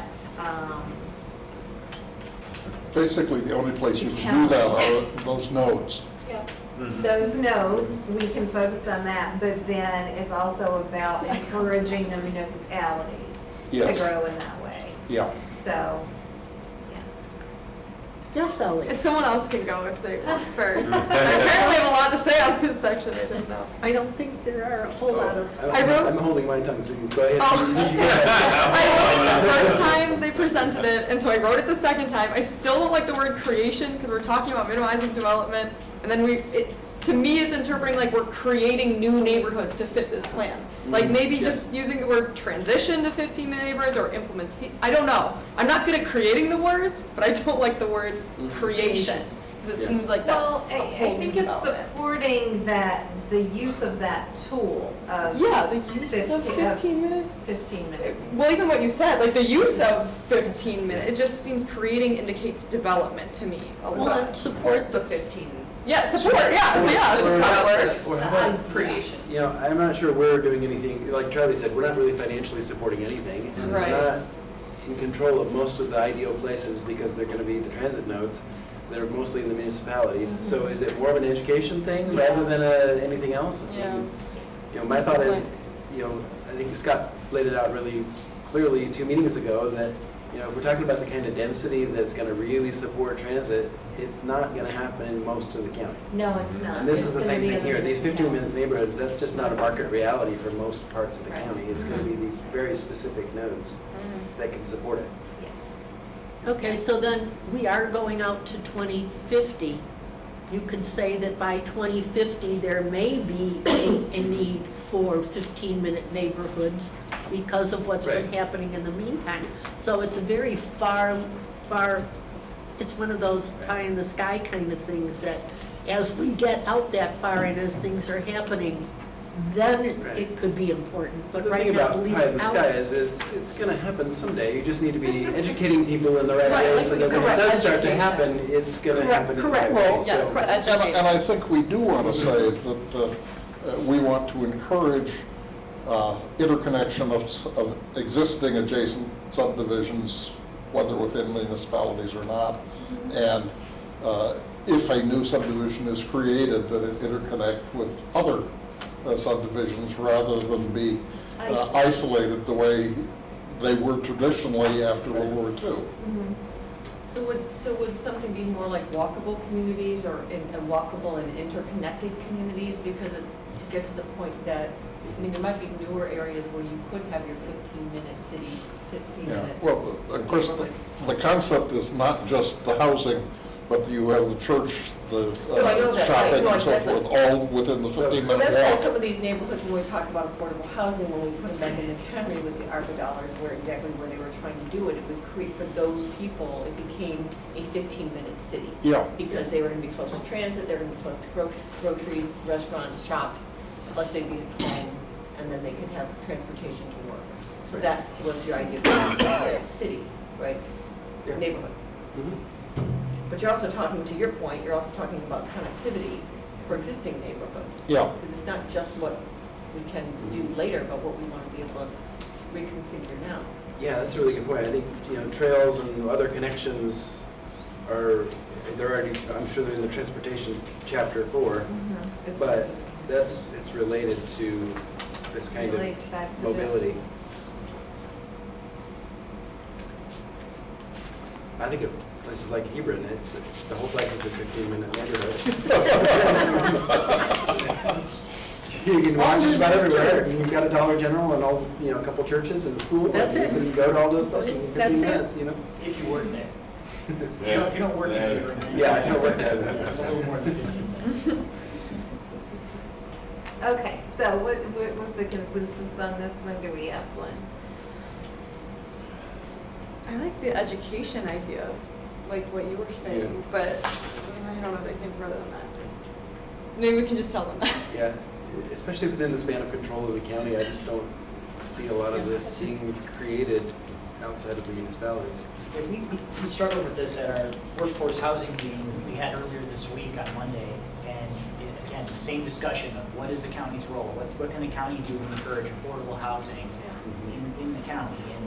And we didn't really come to a solution in our first meeting, and I don't think we're going to come to a solution this year. Yeah. But really, in my mind, what this means is just the county needs to educate and incentivize, maybe via funding. What we do have is a lot of money in the county. Yeah. And the cities, if there's the right incentives in place, there could be county incentives Yeah. to encourage this type of It's development. an excellent point, because Adam and Renee have already been convening the planners for the county, and that's a really good first step. But they also, Hans and the rest of the team control a lot of money that flows to And housing. transportation too, don't forget about that. Housing and transportation. Where those investments occur and what those investments are could either help or hurt this concept as well. And So I would I say- think it needs to be in the plan for that reason, because it's the policy of how county dollars are going to be spent, so. Yes. Well, in that theme of public health running through this, definitely That's true, fits, yeah. right? We didn't really talk And about. if you add 10 houses to Alden, you've got Hebron. Right, yeah, exactly. But you need another restaurant. That's true. Do we want to move on, or we get, okay. Somehow we Don't- gotta get I it. don't want to rush you guys, but Wait, where did we land on that? We're keeping it? I don't know. We're No, we All the comments, these are all notes that are recorded, and we have the asterisks, and the consultants The watched the last one, consultant they'll will watch watch. this one, if Yeah, not okay. now.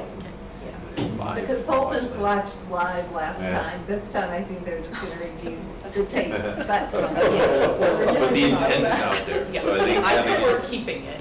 I'm totally fine with dropping creation. No, I think that it's Keep it, important that we. not using the word Yeah. creating. Or maybe add in something like the 15-minute neighborhoods and connecting, maybe some way of adding and connecting is. Incentivize. Because that is a really active, well, that, I can't take credit. I did watch the video. Thank you for sending the video. It was nice. But if that is something that the county could actually do, that makes sense. I mean, because we could encourage and advocate, but once you incentivize, it's a much more active word that might generate some traction. Right. Well, what about something like incentivize the use of best practices such as 15-minute neighborhoods? And interconnectivity of neighborhoods. So, yeah. Yeah. If we're doing a such as, we should come up with. Yeah, one. yeah. This is really long list of. Such as this one thing. Well, Renee, I would encourage you to work Yeah. directly with Garrett. I mean, Garrett's the only one here from local government that maybe has a unique perspective in this area. Yeah. So, the two of you could probably figure out the wording. Although to be clear, I don't represent the city. Of course you don't. At this No.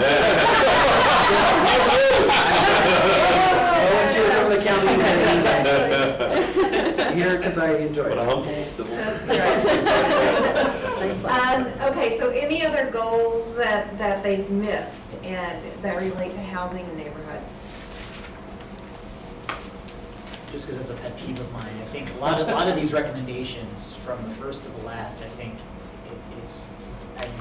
more and more I look at this issue of zoning and loosening zoning, getting rid of, 75% of our cities are single-family detached residential. That means anything other than that is illegal in 75% of our cities.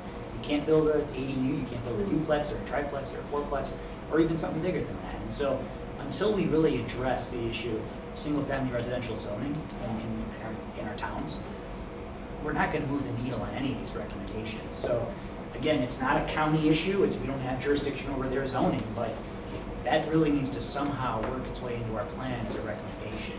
A lot of cities are moving away from zoning altogether, and especially single-family zoning. Out west, there are a couple of states that have either had laws on the books or are in the process of making single-family zoning illegal. Yeah. So just food for thought. It's not, I didn't see it anywhere in this chapter, but maybe Let's put it in. it's a hot button issue, so. Portland no longer has There's no room. single-family zoning. The prohibition in virtually all of our municipalities of anything over 3 stories is a problem. Part of the same thing. It is. But, again, glass houses shouldn't throw stones. The county is just as guilty Correct. of our love of single-family residential. Yeah, if not, yeah. Well, it's been a political issue in this county for a very long time. And that's something that we're really gonna have to talk about when we're developing that future land use plan. Yes. Because as Charlie said, we've got a lot of stuff already Well, as soon as you zoned, and then so non-conforming lots that we allow building on and that sort of thing, so. So I'm gonna stay in my lane. I'm a transportation guy, but I think it's something we should talk about. Yes, I agree with you. So do we wanna add that as another goal Yes. in this section? Did I hear a yes? You can tell she's a board member. Aye, yes. Did you say add minimizing single-family zoning, that kind of thing? Yes. Sure, we're making a little list there, sure. Well, Yeah. or to allow to change zoning. Again, to allow in the for- role of convening the rest of the counties for an education and providing occasional CBDG funding, I mean, that's the role. I just threw a grenade and walked out. Yeah. All right. Back to transportation. I'll be at the next meeting.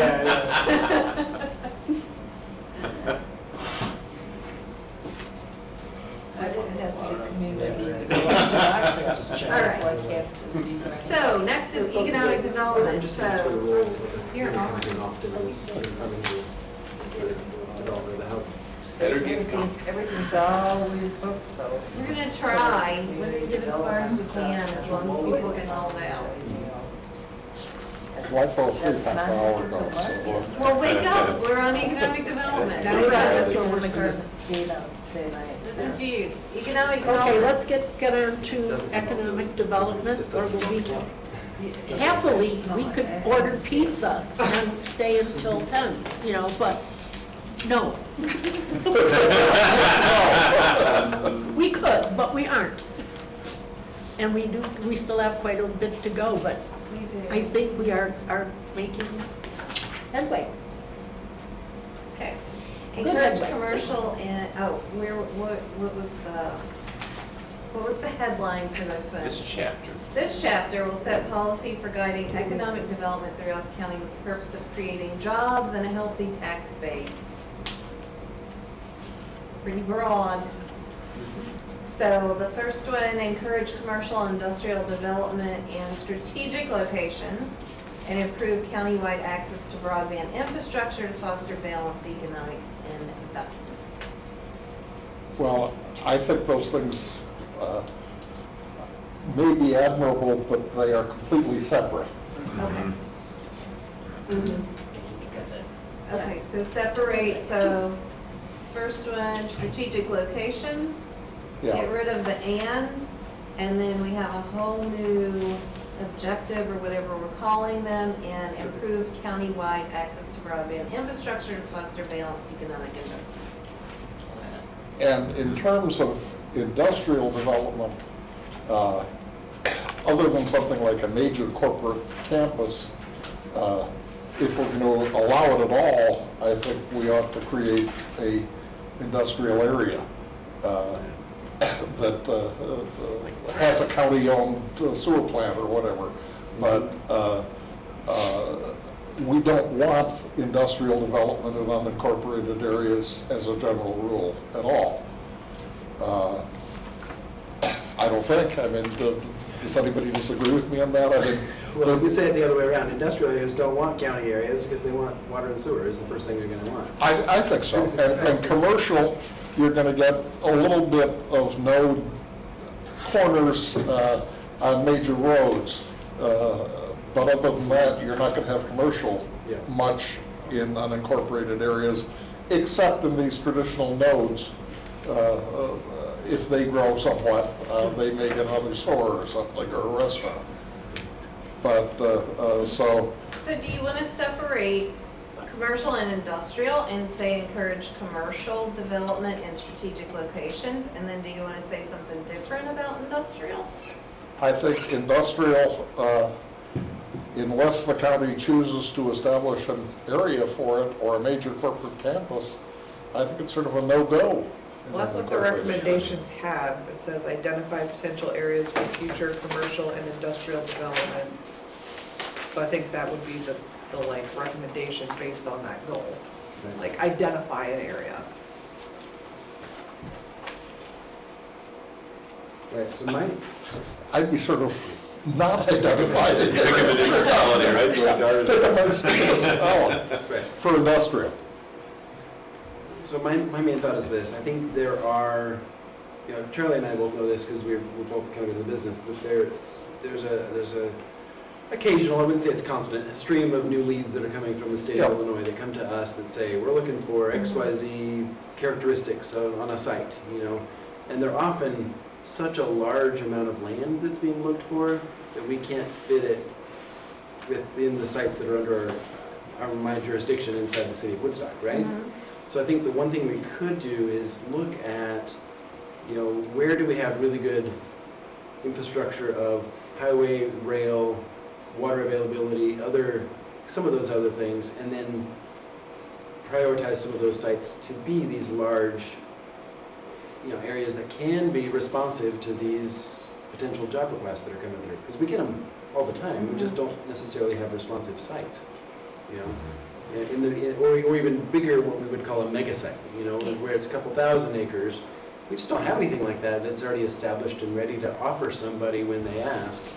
But it could result in, you know, something like the Motorola building in Harvard. It could be great.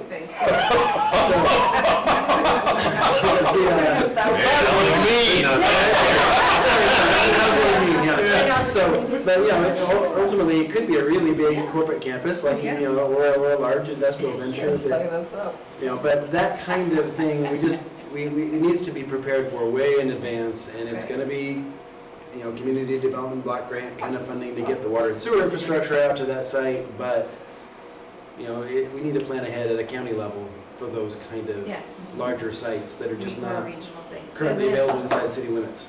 So then that would just kind of fit into what Taylor was saying, where we would identify those sites. That would be part of the future land use plan. And that It's tends to identifying, but be, then it's also doing all the, you know, the phase one environmentals and the soil borings and getting a plan for water and sewer out there, and, you know, and it's got to have the rail and the highway all together. So there's going to be just a few sites that might actually work, but identifying what those are could be very productive for the long-term economy. Yeah, but this is gonna be another one. I've got a secret. This is where they play, I've got a secret. We're not telling any of the people who live around it what's going in, or what the impacts are gonna be. And so all of a sudden, the people who live around it go, what the heck? Yeah, and are not happy. And that doesn't make you popular. It doesn't make the planning department popular at all. And I've seen that way too often. Sure. The old I've got a secret. And here's the other thing is, how about that stupid place down on Route 90? I thought that that was supposed to be such a big deal that the county was gonna be involved in. Of course, you know, that it's full of water, so I hope you're all, there's water everywhere. I don't know where they're planning on having 1,000 acres of land to develop. Oh, is that 23 area, at 23, at 23? No, Route 90, wherever, Right. yeah. Okay, yeah, 90 at 23 90 at 23? in Durango? Yeah, wherever they're supposed to have it. Well, what about developing there then instead of? That's Oh, that's exactly what I'm probably- talking yeah, about. that's what they're talking That's about. exactly what I'm talking about, is getting water and sewer all the way down there from Marengo, That's so the we can other offer that as an excellent site for development. I see, There was so the net, the company that wants to, the company who wants It's to probably do gonna be a this separate sewer plant. should be Yeah, paying yeah, for yeah, it yeah, for sure. themselves. But they, That's the kind of either rail or highway infrastructure that's why it's appealing to some people, and that's exactly the kind of site I'm talking But about. they should Pat, pay there's- for. yeah, but Pat, the developers are doing that because the municipalities or the areas are saying, okay, you have to have right in, right out, you have to have a turn lane, you need to have this, you need to have that, and that's always, generally, unless there's some big reason that they want to absolutely have this particular piece, they're not going to give that as an incentive. They're going to make the developers pay for that. Well, I think that that's important. Make Yes. them carry the freight on that. Yeah, for sure. Okay, and I get the last word on this one. Why don't we go down where it's in recommendations, where it says identify potential? That's what Taylor was talking about. Instead of encourage commercial, identify those things, and then we can, flip those. Yeah. Identify the areas is what you want to say, and then encourage the development of those locations. Identify strategic locations Right. for commercial and industrial development. Right. So if you identify potential areas for the future, then you can encourage. Because if you're just encouraging somebody to do something, you got everything else. But what we want to do is say, we want to identify what we think is going to be a good idea for that area and work from the outside in, inside out, Sure. one way. Mary, I know you have the last word, but can I mention one thing? As long as I get the last word. The last one, I know we're not supposed to look at recommendations, but I looked anyways. There's a lot of talk about the 2390 corridor, the 23 corridor, right? And one thing I've heard board members from the day we built that interchange to today, board members constantly are saying, please do not let 23 develop the way we did Randall Road and 47 and everything else. So I think we need to just be careful with how we talk about that node. I think it's more of a node than it is a corridor that's going to develop. So I'm just throwing that out there for thoughts, because I don't want us That's to exactly have a what I plan was that gets to talking board and say, well, this is exactly the opposite of what we want for that sub-area of the county. Now you get the last one. Word, Okay, next. and then next is facilitate workforce development opportunities to prepare McHenry County's youth and career launchers to meet the needs of emerging industries and foster entrepreneurship. Okay. We good with that one? Yeah, they really, yeah. Not cheap on their words. They don't like using too much whole font, yeah. They don't wanna do a hard return. Yeah. Facilitate workforce. Okay, and that is something that the county has some control over with workforce housing and their relationship with the community college, and the community college is doing a lot with ag entrepreneurship and that sort of thing, so Yeah, they do this very well. we want to continue that. Encourage it. Okay, Okay, I'm just anything trying- else for economic development that they miss? No, I think that most economic development, to the extent it occurs, is going to occur within municipalities. And the county But- has only a minimal impact on Right, it, but that being said, this last goal. except for we just talked- transportation. Yeah, but Charlie, exactly. It's gonna be transportation, it's gonna be this workforce development stuff that primarily happens at the county level. Those are excellent. So can I ask a question on this? Are we trying to encourage, I mean, is this focus about encouraging economic development, or is this focused on making sure that the McHenry County economic environment is vibrant and sustainable? Is it just about economic development for companies and businesses and commercial, industrial, or are we talking about, we get into agritourism, but we also have cultural tourism. We have natural areas as a form of tourism.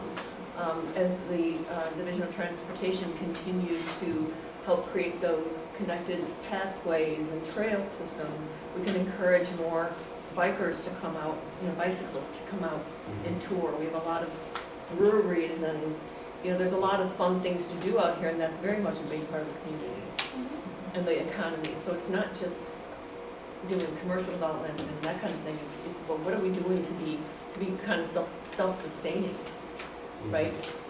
Sure. Because even one of the things about agriculture is we want not just to preserve our farms, but it's, we want a food source. We want to be able to feed ourselves and promote that here. And we don't want to lose that for ourselves as well. So, is there more to this than what we're just looking at? Well, in my view, the biggest thing about it is that the EAV of McHenry County is 90% housing and 90% owner-occupied housing and 10% commercial, industrial, and everything else. And that is the worst ratio in that regard of any of the collar counties. It's 60% commercial in Lake County, for example. And second, that 2/3 of the people who live in McHenry County do not work in McHenry County, and 2/3 of the people who work in McHenry County do not live in McHenry County. And so, because the jobs we have here don't pay enough for the lifestyle of the people who can afford the housing here. And to my mind, the thrust of economic development should be, if we are going to do it, develop things that will permit more of our people to work here and will reduce the impact of real estate taxes on families. And I think that the other is important for quality of life, but I think that's separate from economic development. Well, I think you watched the video about 15-minute neighborhoods, because that's what we're talking about, is getting the jobs closer to the people. right, no, but this is, tourism is actually can be a big part of the economy, and if you have things here to do, you could be you could be having more bread and breakfasts, you could have more hotels, you could have, there's more things that can be built upon that. Industry, it's not just, naturally McHenry County is working really hard to make this a destination so people come. I agree with you completely. Yeah. I agree with you completely. All of those other things are important. I just don't want to I don't want to ignore what is a big part of McHenry County. I agree with that. I spent 10 years on the committee setting up the predecessor to naturally McHenry County. There you go. And I was on its board for the first 10 years it was around. But the workforce in that tends to be relatively low paid.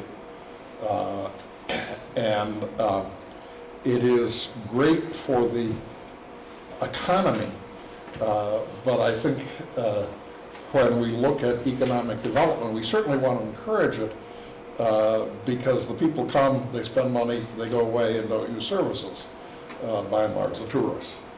And the local people spend money too, but it doesn't help the real estate tax problem, and it doesn't help the primary job issue. And those are two things usually are the focus of what is called economic development. And I think if we have a disagreement, I think it may be definitional rather than any other way. But don't forget, there's a secondary thing that happens, and that is you end up with contractors who are home builders, and they're plumbers, and they're electricians and so forth, and they get a lot of work from second home families and from, well, just in general, from this kind of a situation where we have well, like in Wisconsin, you know, it's a recreational area. They get, boy, you know, like you can make a very good living, a heavy equipment operator. I don't know who the poor people are, you know, the poor are people who are working true at landscaping and such jobs that they just don't pay that well. They just don't. And maybe they should, but they just don't. But there's an awful lot of work that I'll tell you what, you come here to the McHenry area and you've got all of these crafts and trades guys who do very well and who I have to say, you don't even realize how good they are. These guys around here are wonderful. You ought to see some of the horrible excuses for craftsmen in other parts of the state of Illinois. McHenry County's got wonderful guys. And I think that is where, you know, for instance, what Carolyn's talking about here with the recreation, there's a lot of money to be made in the everyday stuff.